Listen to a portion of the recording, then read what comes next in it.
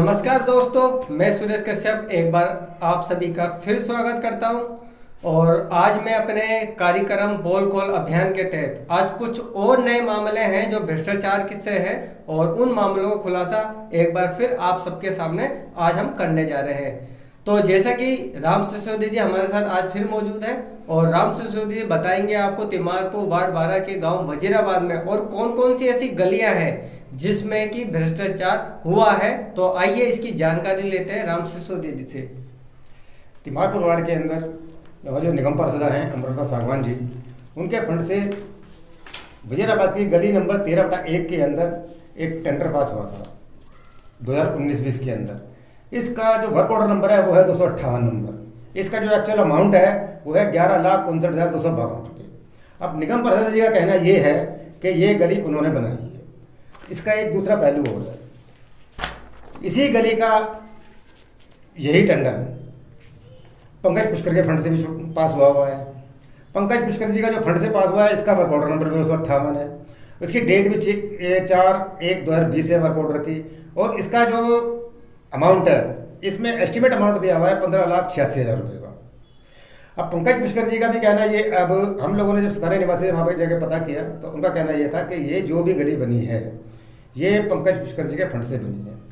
जब ये गली पंकज पुष्कर जी के फंड से बनी है तो फिर ये अमृता सागवान जी का जो फंड है लगभग 12 लाख रुपए का, ये कहाँ गया।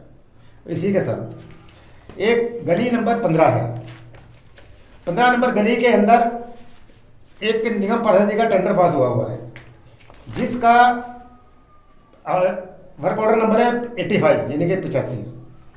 और इसका जो डेट है वो है 27/9/2019। इसका जो अमाउंट है वो है 7,60,482 रुपये। ये निगम पार्षद जी के फंड से है। लेकिन इसका भी एक दूसरा पहलू और है, यही काम, यही सेम काम, यही पंकज पुष्कर जी के फंड से भी पास हुआ है। अब समझ में ये नहीं आ रहा है कि ये जो लगभग 20 लाख रुपए का जो अमाउंट है ये निगम पार्षद जी के फंड में से कहाँ गया। जी, तो थोड़ा सा और स्पष्ट करते हैं इस बात को। तो मैं आपको थोड़ा समझाना चाहूँगा कि जो गांव वजीराबाद की गली नंबर 13 है और गली नंबर 13 की एक ब्रांच गली जिसे 13/1 कहते हैं, जो राकेश कश्यप से शुरुआत होती है और रामवीर के मकान पे जाके ख़त्म होती है। और इस गली के अंदर राकेश कुमार आर्या का मकान है जो तिमारपुर आम आदमी पार्टी के वार्ड अध्यक्ष है।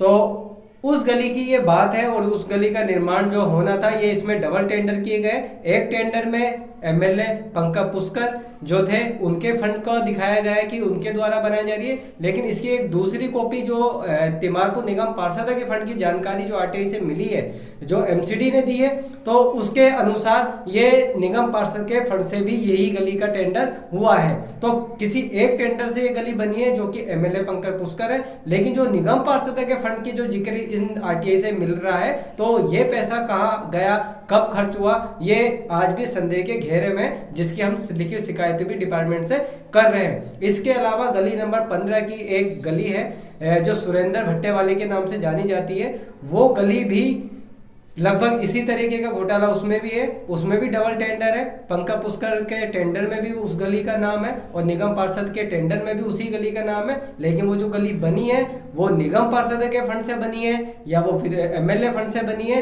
इसमें हो सकता है कि कहीं ना कहीं संचय है, लेकिन स्थानीय लोगों का कहना है कि वो एमएलए फंड से ही बनी है। तो आइए आपको जो स्थानीय निवासी रहे दोनों गलियों से, तो उनकी बात सुना देते हैं और उसके बाद अपनी इस चर्चा को आगे बढ़ाएंगे। जी, आपका नाम?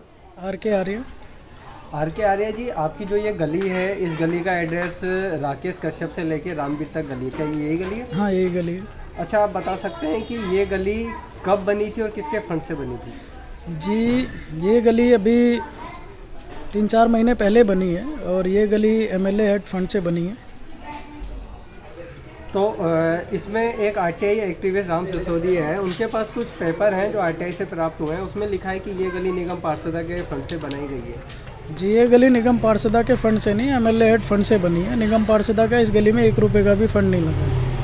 तो ये जो मामला एक डबल टेंडर का सामने आया है, क्योंकि आप एक राजनीतिक भी हैं और जुड़े रहते हैं लोगों से के साथ, तो क्या लगता है ये डबल टेंडर का मामला कैसा हो सकता है? जी, डबल टेंडर का मामला जैसा कि अभी मुझे राम सिसोदिया जी ने दिखाया, उनके माध्यम से ये जानकारी मिली मुझे कि यहाँ पे डबल टेंडर हुआ है परंतु उस टेंडर में कहीं भी मतलब ये है जो अमाउंट है वो दोनों सेम है, एमएलए हेड फंड में भी और एमसीडी में भी जो इन्होंने दिखाया है। तो मुझे लगता है या तो क्लैरिकल कोई मिस्टेक हो, क्योंकि कहीं भी मतलब अमाउंट को लेके कोई वो नहीं है। तो वैसे भी अक्सर यही है कि भाई जहाँ एमएलए हेड फंड का काम होता है वहाँ यहाँ की निगम पार्षदा ये कहती जी हमारा फंड लग रहा है। लेकिन ये जो मिस्टेक है ये कोई एक आधी टेंडर की नहीं है, कई सारे गांव वजीराबाद में इस तरीके के डबल टेंडर के मामले हैं जो दोनों ही फंड से दिखाए गए हैं, एमएलए और निगम पार्षद से। जी, जैसा कि देखिए आप बता रहे हैं तो एमएलए हेड फंड के तो अभी आप खुद भी देखेंगे काफ़ी जगहों पे काम हो रहे हैं। अब निगम पार्षदा ने कहाँ क्या फ़ंड लगाए ये तो जनता भी आपको बता ही देगी। तो जहाँ तक अभी भी पूरे वजीराबाद में जितने भी काम हो रहे हैं एमएलए हेड फंड से ही काम हो रहे हैं, और पिछले भी काफ़ी सारे जो भी मेरे संज्ञान में हैं बाकी लोगों से भी आप पूछोगे एमएलए हेड फंड से ही काम हुए हैं। तो निगम पार्षदा आप ही के क्षेत्र की है, आपको क्या लगता है क्या निगम पार्षद की तरफ से जो जानकारी मिल रही है डबल टेंडर में जो भ्रष्टाचार के मामले सामने आ रहे हैं, क्या लगता है आपको? जी, ये कोई पहला मुद्दा तो है नहीं भ्रष्टाचार का, जो एमसीडी भ्रष्टाचार कर रही है। ये मामले तो वह हैं जो आपके संज्ञान में आए हैं, और जैसा कि हमारे एक्टिविटिस्ट राम सिसोदिया भाई जी ने बताया है सबको, तो ये तो मामला तब आया संज्ञान में, नहीं ये तो वैसे ही बंद रहता कि भाई नहीं एमसीडी में इतना भ्रष्टाचार हुआ है कि डबल कामों को दिखाया जा रहा है। तो कहीं ना कहीं तो भाई झोल है, सिस्टम मिला हुआ है, तभी तो एमसीडी को भ्रष्टाचारी बताते हैं लोग। तो क्या कहना चाहेंगे, क्या ये भ्रष्टाचार के खुलासे होने चाहिए और दोषियों पर कार्रवाई होनी चाहिए? बिल्कुल भ्रष्टाचार के खुलासे होने चाहिए, दोषियों पे कार्रवाई हो, जो भी दोषी हो उस पर सख्त से सख्त कार्रवाई की जाए। जी, आपका नाम? मेरा नाम संदीप चौधरी है। संदीप चौधरी, जिस गली में आप खड़े हैं ये गांव वजीराबाद की कौन सी गली है? ये गली नंबर 15 है। ये ज़्यादातर फेमस है कि सत्येंद्र भाटी जी के नाम से है इस गली, और गली नंबर सबसे आखिरी गलियों में यही आती है वजीराबाद की। संदीप सिंह चौधरी, आरटीआई से जानकारी मिली है जिसमें बताया गया है कि इसी गली का डबल टेंडर हुआ है, जो एमएलए पंकज पुष्कर का भी फंड इस गली में लगा है और निगम पार्षद का भी लगा है। कुछ तो जानकारी? ये मेरे को जानकारी मिली है इस बारे में, और ये तो बड़ी ही एक गंभीर समस्या है और एक जांच का विषय है कि एक ही गली का 2 टेंडर कैसे पास हो सकते हैं। एक आम आदमी पार्टी की तरफ से पास हुआ है, दूसरा निगम पार्षद की तरफ से पास हुआ है, यानी कांग्रेस की तरफ से पास हुआ है। तो मैं तो यही चाहता हूँ कि इसकी जांच होनी चाहिए, इसके लिए कोई टीम बनानी चाहिए, जांच होनी चाहिए कि ये पैसा आखिर पैसा गया कहाँ वो पैसा, क्योंकि देखो टेंडर जब 2 पास हुए और गली 1 बनी है, 2 जगह पैसे आए, तो ये पैसा कहाँ पे गया है इसकी जांच करके हमें इसके बारे में जानकारी लेनी पड़ेगी। लेकिन क्या आप ये बता सकते हैं इस समय ये गली बनी हुई दिख रही है तो किसके फंड से ये गली बनाई गई है? देखिए, दावे तो दोनों तरफ से हो रहे हैं कि ना उसने भी निगम पार्षद की तरफ से भी बने और विधायक की तरफ से भी बने, तो पर जब जो कागजों में देखा जा रहा है तो ये दोनों जगह से टेंडर हुआ है इसका, तो हम उनके दावेदारी को इस तरीके से नहीं मान सकते। तो इसकी जाँच होनी चाहिए। और मैं तो ये कहता हूँ कि इतना भ्रष्टाचार अगर एक गलियों में हुआ है तो पूरे वजीराबाद गांव की गलियों में क्या क्या हुआ होगा। तो आपने अपनी निगम पार्षद जो अमरलता सागवान है, कांग्रेस है, उनको भी परखा है पिछले 4-4.5 सालों में, और जो पूर्व विधायक थे पंकज पुष्करी, कैसी छवि थी इनकी और क्या करेंगे इनके बारे में? देखिए, छवि से मतलब नहीं है, हम कागजों पे जो आया है उसके बारे में बात करेंगे, क्योंकि देखिए कागजों में आपको साफ साफ पता चल रहा है कि 2 जगह से टेंडर दो बार इसका टेंडर पास हुआ है और दोनों बार इसका पैसा मिला है और गली 1 बनी है। हम छवि से इस बारे में नहीं कहना चाहेंगे, और छवि के मामले में सब ठीक है, पर जब कागजों में भ्रष्टाचार है तो इसकी एक जाँच जरूरी है, जाँच होनी चाहिए। जी, जैसे कि आप लोगों ने देखा कि गली नंबर 13 में रहने वाले आर.के. आर्या, उन्होंने कहा कि हाँ इस तरीके के टेंडर जो है इसके अंदर साफ भ्रष्टाचार है, लेकिन इसके अलावा आर.के. आर्या ने एक बात बोली है, तो आइए उसका भी स्पष्टीकरण ले लेते हैं राम सिसोदिया से। तो राम सिसोदिया जी, जैसे कि आर.के. आर्या कहते हैं कि क्या कोई कंफ्यूजन हो सकती है डिपार्टमेंट को कि उन्होंने सेम डिटेल जो निगम पार्षद की जो डिटेल दी है वही डिटेल एमएलए के फंड के दिए, तो सेम डिटेल में क्या कोई कंफ्यूजन का ये मामला हो सकता है? कश्यप साहब, ऐसा होता है कि अगर कोई कंफ्यूजन है तो 1 टेंडर में हो जाएगा, 2 में हो जाएगा, लेकिन होता क्या है कि निगम पार्षद जी के लगभग मेरे पास 111 टेंडर की कॉपी है, और उसमें से लगभग 20 टेंडर ऐसे हैं, टेंडर और वर्क ऑर्डर की कॉपी ऐसी हैं जो कि डबल है। कंफ्यूजन 1 में हो सकता है, 2 में हो सकता है, 3 में हो सकता है, लेकिन 18-20 में तो नहीं हो सकता ना, इतना तो फर्क नहीं पड़ सकता। लेकिन क्या ये मुमकिन है कि आरटीआई से बढ़कर कुछ नहीं है? अगर किसी भी मतलब विभागीय जानकारी लेनी हो तो आरटीआई एकमात्र साधन है जिससे डिपार्टमेंट जानकारी या आम लोगों तक पहुंचती जी। है। अगर उस आरटीआई में भी अगर गड़बड़ हो सकती है या झूठी जानकारी हो सकती है, तो क्या वो आरटीआई देने वाले डिपार्टमेंट के उस अधिकारी को सजा नहीं होगी? बिल्कुल सजा होनी चाहिए। लेकिन सर, जब मैंने ये आरटीआई की जानकारी मांगी थी तो मैंने बिल्कुल साफ शब्दों में लिखा हुआ था कि मुझे तिमारपुर वार्ड की जो निगम पार्षद अमृता सागवान जी हैं, उनके फंड की कॉपी चाहिए जितने उन्होंने अपने फंड से काम किए। अब मेरा मानना यही है कि जब हमने अमृता सागवान जी के फंड से काम करने वाली कॉपी मांगी है तो उन्होंने हमें वही दी है। ये तो एक अलग बात हो गई कि हमारे पास कि ये पूरा एमएलए पंकज पुष्कर जी की भी कॉपी है और निगम पार्षद की भी कॉपी है। अगर हमारे पास सिर्फ एक निगम पार्षद की कॉपी होती तो सिर्फ मान लेते कि चल भैया एक ही टेंडर पास हुआ है, लेकिन हमारा दोनों कॉपी है।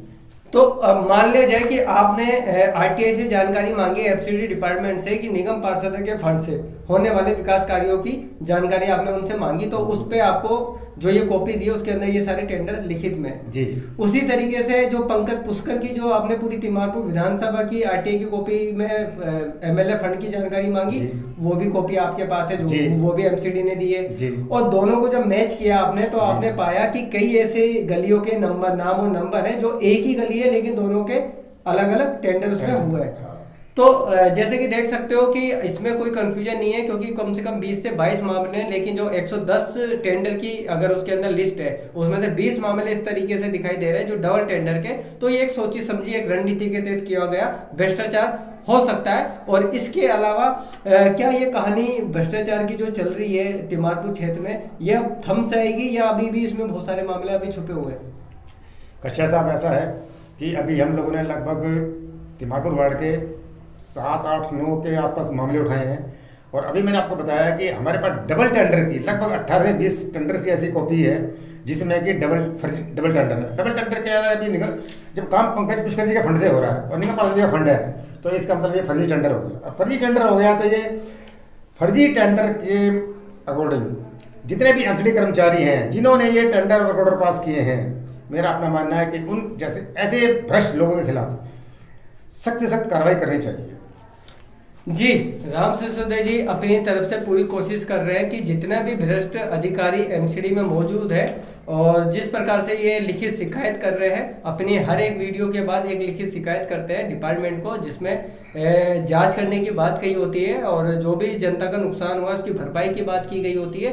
तो अब लिहाजा ये भ्रष्टाचार के मामले और कितने, और यहाँ मैं आपको एक बात और जरूरी बताना चाहूंगा कि तिमारपुर वार्ड 12 की निगम पार्षदों को लेकर जो जानकारी साझा हो रही है, क्योंकि ये आरटीआई रिपोर्ट है उनके नाम से, तो कहीं ना कहीं वो आपके नजर में एक दोषी है। लेकिन एक व्यवस्था की बात की जाए तो दिल्ली के 272 वार्ड है और अगर निगम पार्षद की बात जाए तो 272 निगम पार्षद मौजूद है दिल्ली में। लेकिन अगर आरटीआई से इसी तरीके की जानकारी निकाली जाए तो लगभग शायद ही कोई ऐसा निगम पार्षद होगा जो बिना भ्रष्टाचार किए ही अपने वार्ड के अंदर काम करा रहा होगा। शायद वो कौन होगा इसकी जानकारी नहीं है, लेकिन जिस तरह से तिमारपुर निगम पार्षद का ये खुलासे हो रहे हैं तो इससे एक अनुमान लगाया जा सकता है कि बीजेपी शासित एमसीडी खुद कितनी करप्ट है। और लेकिन उसके बाद जिन प्रतिनिधियों को हमने चुना था ये सोचकर कि वो ईमानदारी से काम करेंगे और जनता का काम समय पे होगा, अब पता चल रहा है कि कहीं ना कहीं ये जो भ्रष्ट गठजोड़ है ये बहुत आसान नहीं है इसको तोड़ पाना। इसके लिए कहीं ना कहीं जनता को बहुत ज्यादा जागरूक होने की जरूरत है, अवेयर होने की जरूरत है, प्रतिनिधियों से पूछने की जरूरत है, डिपार्टमेंट के अधिकारियों से लिखित जानकारी लेने की जरूरत है कि आखिर उनके विकास में क्या क्या काम उन्होंने किए हैं, नहीं किए हैं तो क्यों नहीं किए, इस बात का भी जनता को ध्यान रखना चाहिए। तो देशगाथा से मैं सूरज कश्यप हर बार की तरह इस बार भी आपके सामने ये सारी जानकारी रख चुका हूँ। फिर किसी अन्य मामले के साथ, अन्य गलियों के मामलों के साथ फिर आपके सामने पेश होंगे एक नए भ्रष्टाचार के मुद्दे को लेकर। तब तक दीजिए इजाजत, नमस्कार।